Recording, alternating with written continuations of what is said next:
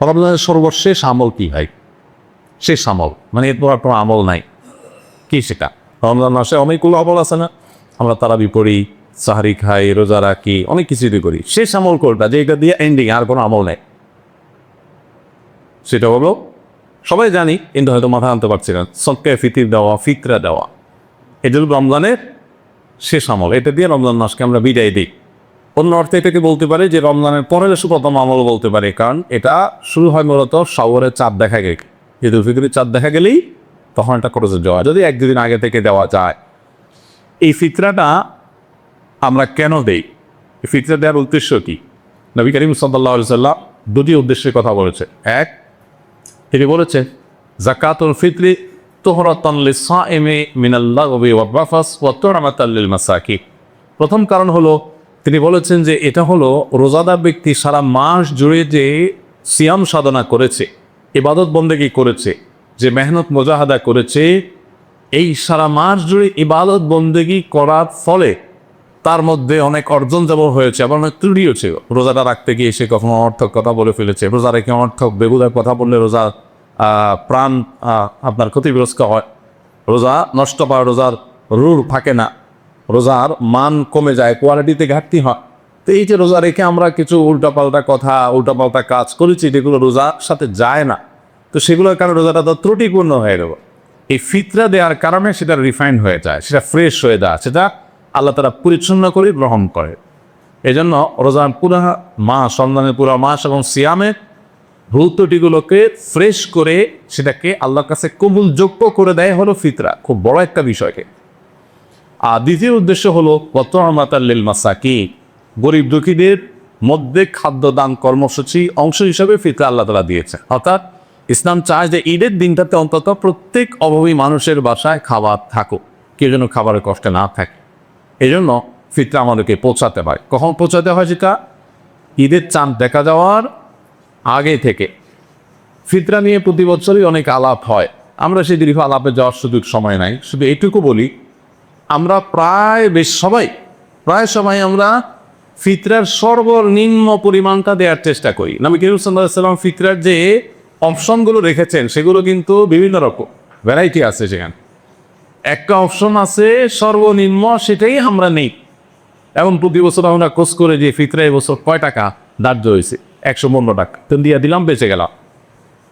যদিও পুরো পরিবার তরফ থেকে দিতে হয়, পরিবারের কর্তা যিনি, তার ছেলে মেয়ে, তার স্ত্রী, এমনকি ছোট বাচ্চা কাচ্চা, তাদের সবার পক্ষ থেকে, তারা একান্নভুক্ত জানা, তার বাসার সদস্যের মতো, এমনকি যে কাজের লোক, যারা বাধা কাজের লোক থাকে, তাদের তরফ থেকে, এই সবার তরফ থেকে পরিবারের কর্তা দিয়ে দিবে। এখন সবাই দেখে যে ফিতরা কত ধার্য হয়েছে।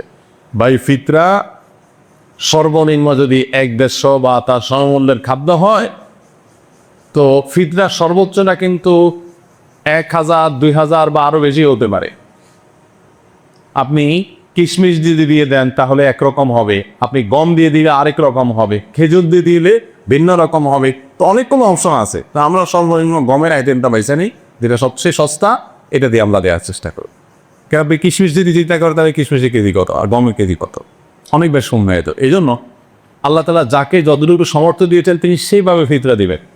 এবং ফিতরা হিসেবে যদি আপনি খাদ্য দেন অথবা নগদ টাকা দেন, আমার পরামর্শ হবে ওয়াজিব ফিতরা তো ওইটাতে আদায় হয়ে যাচ্ছে, এতে কোনো সন্দেহ নাই। নফল হিসেবে যেহেতু ফিতরার উদ্দেশ্য গরিবের বাসায় খাবার পৌঁছানো, সেই যুগে নবী সাল্লাল্লাহু আলাইহি ওয়াসাল্লামের সময় গরিব শুধুমাত্র এই প্রিন্সিপাল ফুড এগুলোর উপর নির্ভর করত।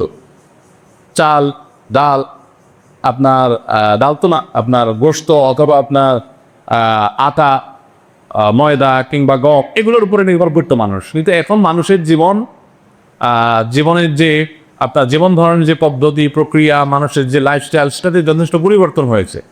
তো ঈদের দিনে গরিবের হাসি, গরিবের আপনার আনন্দ, এটাকে পরিপূর্ণতা দেওয়ার জন্য আমার পরামর্শ থাকবে যে ফিতরা হিসেবে যা দিচ্ছেন আপনি এক্সট্রা হিসাবে, এটা ফিতরার অংশ না, বোনাস হিসেবে নফল হিসাবে আপনি তাকে পারলে 2 কেজি মুরগি কিনে দেন। গরুর গোশত অনেক দাম, 1 কেজি গরুর গোশত, 2 কেজি গরুর গোশত কিনে দেন, একটু পোলাও চাল কিনে দেন, একটু সেমাই চিনি কিনে দেন। আমি প্রতি বছরই কাজটা করি আলহামদুলিল্লাহ। ফিতরা চা করা এর বাইরেই একটা গরিব পরিবারের ঈদের আনন্দ হওয়ার জন্য, বাসায় ভালো খাবার দাবার প্রস্তুত করার জন্য যা যা দরকার তার প্যাকেজ একটা প্যাকেট তাদের বাসায় পৌঁছে দেন, তাহলে তাদের আনন্দটা 16 গুণে পরিপূর্ণ হবে ইনশাআল্লাহ। এটা আমরা করতে পারি। বিশেষ করে দ্রব্যমূল্যের ঊর্ধ্বগতির এই সময়ে অনেক মানুষ যারা আমাদের কাছে মুখ ফুটে বলতে পারছে না, অনেক কষ্টে আছে। আমরা কল্পনা করতে পারছি না যে এই মানুষটা খাবারের কষ্টে আছে। এরকম অনেক ফ্যামিলি আপনার আশেপাশে আছে, আপনি খোঁজখবর নিলেই দেখবেন। রমাদানের শেষের দিকে এসে দানের পরিমাণটাও বাড়ানো দরকার। তারই অংশ হিসাবে আমরা ফিতরাটার পাশাপাশি আরও বিভিন্ন খাদ্য আইটেমগুলো গরিবের পাশা, বিশেষ করে ছোটো বাচ্চা কাচ্চা থাকে, তাদের জন্য ঈদের একটু কাপড় চোপড় পাঠায় দেয়। তাদের আনন্দ যে কত বেশি হবে সেটা হয়তো আপনি লাখ টাকা দান করে কোনো সময় সেটা অর্জন হবে না। সবসময় নগদ টাকা দান করলে সব বেশি হয় তা কিন্তু না। আমি সৌদি আরবে দেখেছি কিছু মানুষকে, সেখানে অদ্ভুত মানে নেকামলের প্রতিযোগিতাকারী মানুষদেরকে দেখতাম, যেটা মানে কল্পনা করা যায় যে মানুষ কত ভালো কাজের জন্য খোঁজে। আমার একবার মনে আছে যে কোনো একটা সুপার শপে কেনাকাটা শেষে এরকম রমজান মাসই হবে, আমি বিল দেওয়ার জন্য কাউন্টারে আসছি। তো এক সৌদি নাগরিক আমার লেবাস পোশাক দেখে বুঝছে যে বাংলাদেশি। তো বাংলাদেশি মানে মনে করে তারা গরিব মানুষ, আর আসলে আমি গরিব। তো আমার পিঠে এরকম আস্তে করে আলতো করে হাতটা রাখছে খুব সুন্দর করে, মানে যেটাতে আমি মানে রাখার তো একটা ধরন আছে, আস্তে করে পিঠের উপরে হাতটা রাখছে, মানে খুব কোমলতার সাথে, স্নেহের সাথে। স্নেহের পরের সাথে হাতটা রাখলে আমি ফিরে তাকালাম, বেরিয়ে যাই সৌদি নাগরিক, আমি চিন্তারে। তো সে বলতেছে যে যদি তুমি মনে কিছু না করো তোমার বিলটা আমি দিতে চাই। আমি দুনিয়ার বাজার করছি, হয়তো ঈদের জন্য বাজার করছি, তো কয়েকশো রিয়াল হয়েছে। উনি বলেন যে যদি কিছু মনে না করো আমি দিতে চাই, হাদিয়া, গিফট, জাস্ট গিফট। এখন কী বলা যায়, গিফট দিবে, নিষেধ করার কিছু নেই, বলো ঠিক আছে। তখন উনি দিলেন। আমার কাছে আইডিয়াটা খুব ভালো মনে হলো। আপনি বাজারে চলে যান, বাজারে যেয়ে দেখবে বহু মানুষ মাছ বাজারে কাচুমুচু করছে, ছটফট করতেছে, একবার এই মশালা কাছে আবার ওই মশালা যায়, তার মানে বাজেটের সাথে তার চাহিদার বা প্রয়োজনে মিলাতে পারছে না বেচা। এই লোকটাকে ওরকম পেছন থেকে আলতো করে হাত বুলিয়ে তাকে একটু বলেন, ভাই আমি আপনার এই মাছের বিলটা দিতে চাই, মনোযোগ। আপনি দেখেন যে কোনো একটা বাচ্চা, গরিবের বাচ্চা, সে হয়তো কোনো একটা মুদি দোকানের পাশ দিয়ে ঘুরছে, কোনো একটা খাবার দোকানের পাশ দিয়ে ঘুরছে, বারবার কাচুমুচু করছে, খেয়াল কর, তাকে ওই খাবারটা একটু কিনে আপনি হাতে তুলে দেন।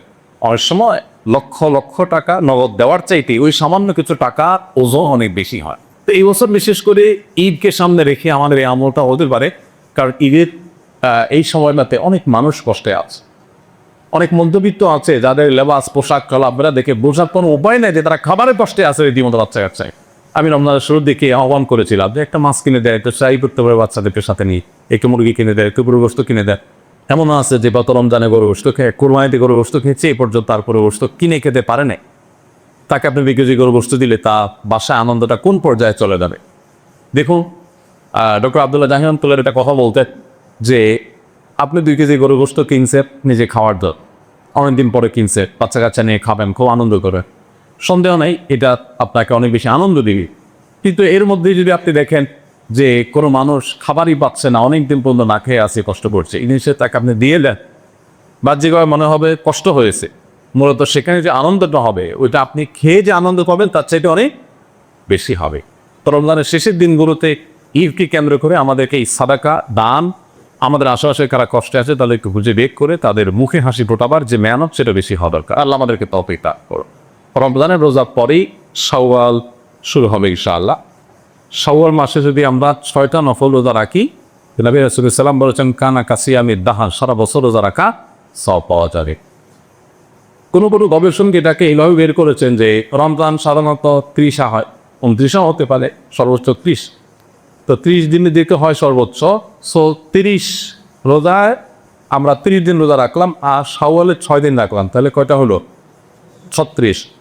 আল্লাহ সুবহানাহু ওয়া তাআলা নেক আমলকে 10 গুণ বাড়িয়ে দেয়, কখনো কখনো আরও কম বেশি করে।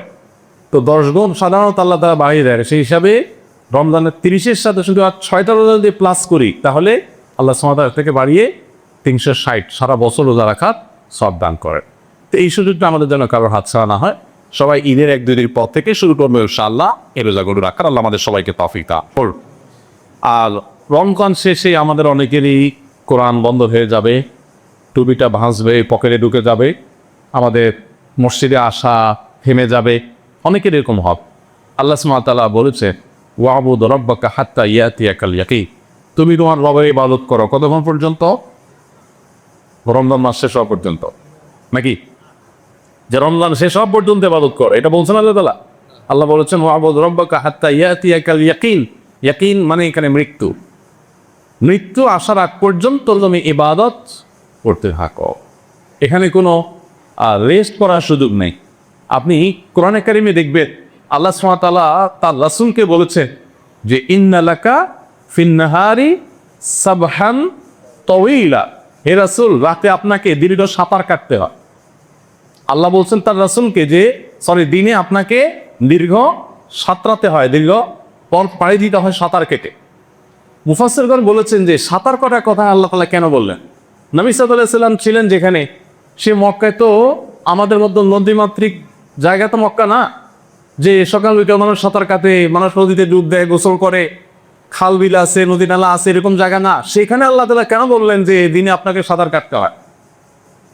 আল্লাহ বলতে পারতেন যে দিনে আপনাকে অনেক পথ, মরুভূমির পথ পাড়ি দিতে হয়, এটা বললেন অ্যাপ্রোপ্রিয়েট প্রথম মনে হয়, কিন্তু আল্লাহ বললেন সাঁতার কাটার কথা। কারণ কি? মুফাসসিরগণ বলেছেন এর কারণ হলো সাঁতার কাটা এমন একটা কাজ, এখানে কোনো বিরতির সুযোগ নেই।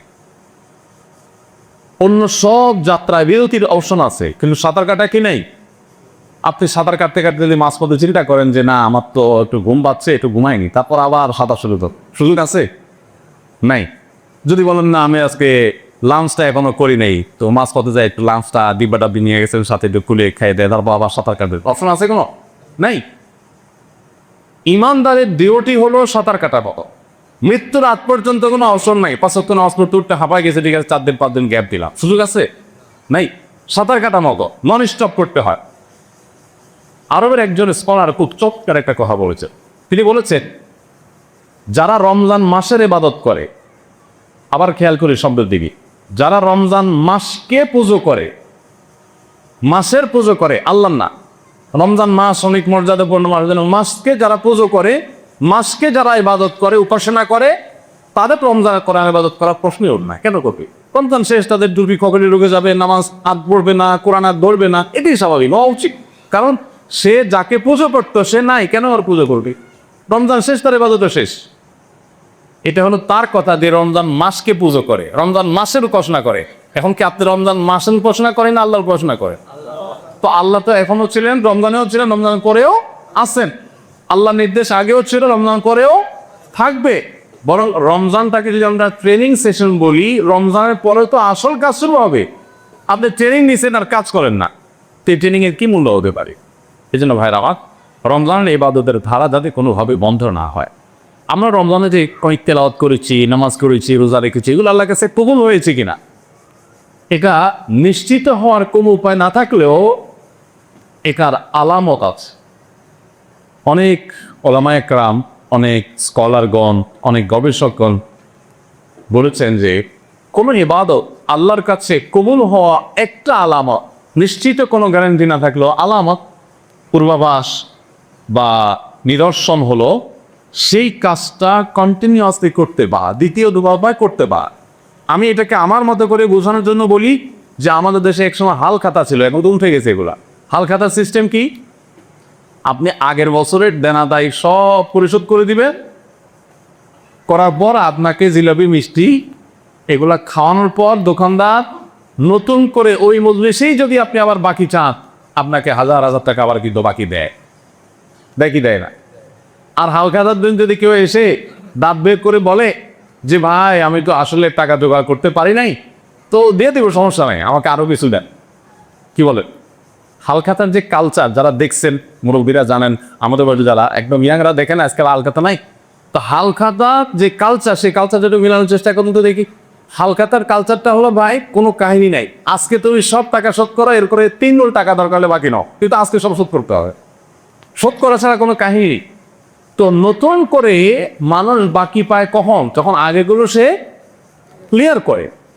ঠিক একইভাবে কোনো আমল, এটা যদি আপনি একবার করার পর আবারও করার তৌফিক পান, কন্টিনিউয়াসলি করার তৌফিক পান, তাহলে আল্লাহ যদি সুধারণা করতে পারেন আল্লাহ বোধহয় আমার আগেরটা কবুল করেছেন, যার কারণে নতুন করে আমাকে তৌফিক দিয়েছে।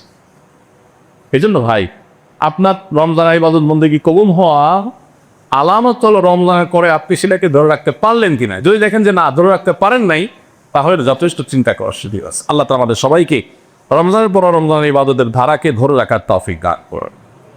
3টি ধারাকে ধরে রাখার জন্য আমি অনুরোধ করবো রমজানের কয়ে। নাম্বার 1, 5 ওয়াক্ত নামাজ। অনেকেই মাশাআল্লাহ রমজান মাসে খুব গুরুত্বের সাথে করেছে। রমজানের পরে এটা যাতে কোনোভাবে না ছুটি, বরং আরো ক্লিয়ার সুন্দরভাবে পড়া যায়, আরো সময় নিয়ে পড়া যায়, সেই চেষ্টাটা আমরা করবো ইনশাআল্লাহ। এই একটা কাজ আপনি অন্তত করেন। আর দ্বিতীয়ত হলো কোরআনে কারীমের তেলাওয়াত। আমরা তারাবিতে শুনেছি আলহামদুলিল্লাহ। রমজান পরে কোরআনটা আমরা একটু পড়ার চেষ্টা করি। বছর জুড়ে কোরআন পড়ার জন্য আমরা সুন্নাহ ফাউন্ডেশন থেকে একটা নতুন প্রোগ্রামের ঘোষণা আগামীকালকে ইনশাআল্লাহ অফিসিয়ালি দেব। সেটা হলো যে কোরআন বর্ষ, অর্থাৎ শুধু রমজানে নয়, আসুন বছর জুড়ে কোরআন চর্চা করি। এই স্লোগান সামনে রেখে কোরআন বর্ষ আমরা ঘোষণা করছি।